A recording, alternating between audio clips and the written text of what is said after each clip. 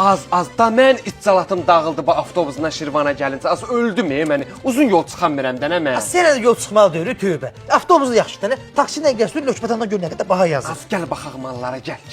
Az nə yaxşı pomada var da zənginə bax. Sənin qaynın xatı sözbazdır, əməlli şey götürür. Az baxıram da nə elə gözəl. Buna bax, göndəgə şey pomadada qırmızı. Az qırmızı nəyə lazımdır? Az tuşqa.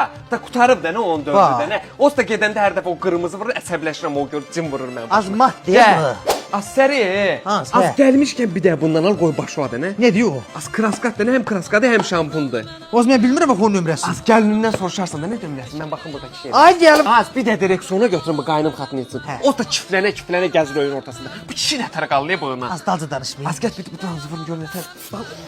Az qəşəyi var. Az bir də mən üçün götür. Götürüm, az rənginəsə. Az nəyəm götürə bilir. Gələ, bu da götür. Az su qiymətləri, su Mən verəcəm pulun ki. Az tük tökməyən şampon. Az o qoy qırağa.